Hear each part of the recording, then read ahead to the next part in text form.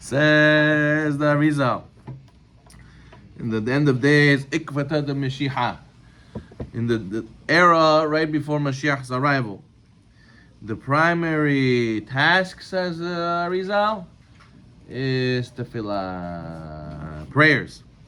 He says, how do we know prayers and the Geulah is connected? He says the word Golah. Golah is exile. How do you make Golah from exile to redemption? What's redemption in Hebrew? Geulah. Golah and Geulah, only difference is Aleph. There's one Aleph. He says, how do you add this Aleph through the tefillah, bringing the Shekhinah? The Aleph is the Shekhinah. You bring the Shekhinah to the Golah, you get Geulah. He says, the Torah tells us, Lo tochlu al adam. You're not allowed to eat the animal meat that has blood inside. But the Gemara Masechet Brachot interprets it a different way. It says that one may not eat before praying in the morning, before you ask Almighty for your blood, for your life, for your sustenance, right? Lo tochlu al adam. So he says, if you don't pray to Hashem, what are you? You're just dam. You're just blood. But if you pray to Hashem first, you get an aleph in the tefillah, you become Adam. Adam. So you add the Shekhinah, you come from Dam to Adam. So therefore it says also, a person who gets married, one of the brachot and the Sheh brachot is Yotzer HaAdam. Right? When you're single, a lot of times just think about yourself, you think about, very small-minded. Mohen de katnut. Now when you get married, you'll get an expansion. You'll be able to go and think like a real man who's connected to Shekhinah, which is Adam.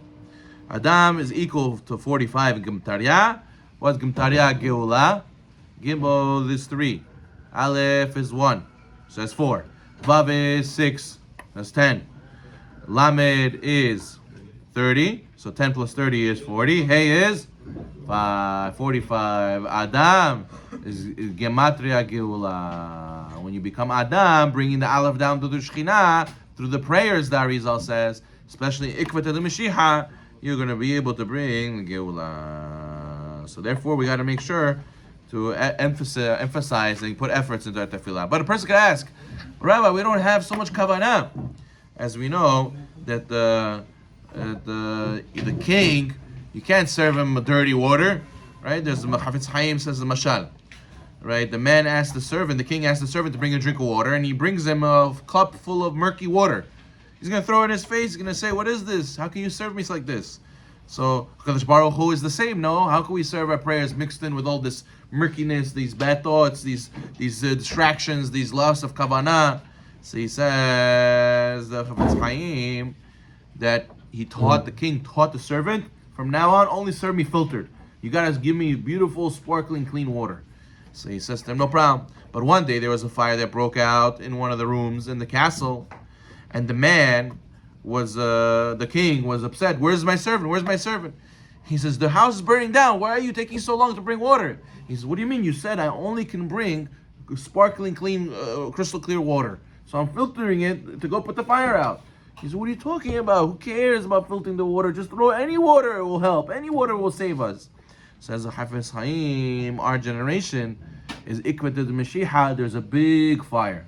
Huge fire. The world is on fire. The world is burning. And therefore, what do we need to do? Does Hashem want us to filter out this water and only then throw out the fire? No. Any water you bring, Hashem will accept now. Because of our generation, the Harizal writes, in the times of Tanaim, do they have the distractions that we have? The phones and the struggle and the very weird mentalities that people have today. They weren't exposed to such things that we have like today as much as we do. And he says that therefore, since the one who prays today, he has to fight so much more Yetzirah, it's considered like many mitzvot in the times of Tanaim and Amoraim, says the Arizal. So when you do one mitzvah today, it's worth multiple mitzvot of a Tana in the Gemara, says the Arizal. So therefore we have to realize that our prayers, even with all the distractions, and even with all the mental lapses we have, it's very valuable in Hashem's eyes, and this is what brings the Geulah, says the Arizal. So we have to invest in it as much as we can. one big way is to make sure to come to Netz. Okay, fine. You have to make sure to go to sleep on time. Your day starts the night before. Even halacha is like that. Halacha, the night is when the day starts. Okay, fine, good. So we were talking about the bracha gevurot yesterday. We're talking about the resurrection of the dead. We say Ata Gibor Leolam Amonai. You're powerful for eternity, Hashem. Now we know that Amonai is the name of judgment, right? Because we know that the Hashem judges us if we're worthy of getting up in the resurrection of the dead. There's some people, the Mishnah Masechet Sanhedrin says that they don't have a portion of the world to come, they don't get up into Tehiyat HaMetim. However, the Shlach Kadosh, she writes that this judgment of Amonai is not a regular judgment. He says this is called Gevura Metuka. This is called the sweetened judgment. It's a different type of judgment. And therefore what? He says this is a judgment not against us. It's a judgment against Malach HaMavet. Hashem judges him and says you're not allowed to have power over the Jews. Why? Because when Malach HaMavet kills somebody, will he stay dead forever? No. If he's a Jew, he'll have to Hayat HaMetim. So therefore Hashem is able to tell the angel of death, you only get a rental.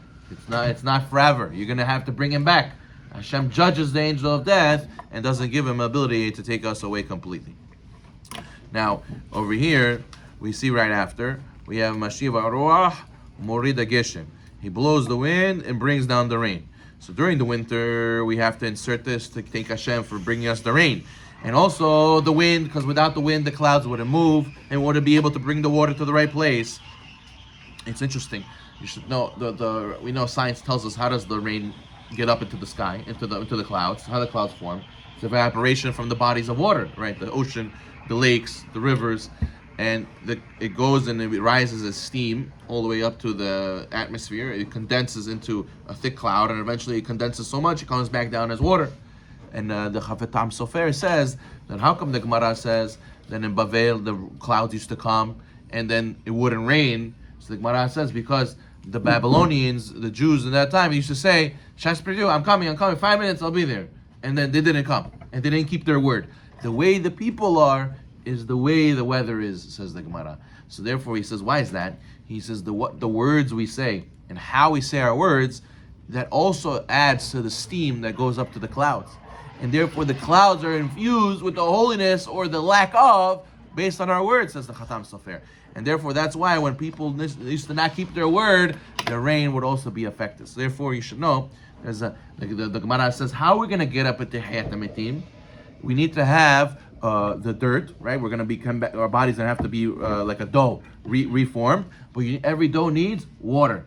It needs liquid. And what is that? It says the Zohar, the Hevel PM, the spittle that comes out from the prayers, the spittle that comes out from the Torah, right? That will be collected by the Malachim and be used as to form you again into Hayat HaMetim. So you see that our words change the whole world, and also our words change if we're going to get up at Hayat HaMetim, and therefore it's Mashiv Ruach Moed Geshem. The world cannot exist without Israel, so too the world cannot exist without the wind. Now, the sages also tell us that what's the Ruach? Ruach doesn't just mean wind. Ruach also means Torah.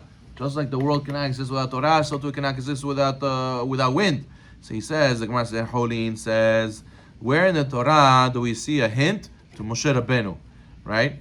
And it says, we see it even in Parashat Bereshit, right? It says that he saw that all of mankind became evil. So what did he do?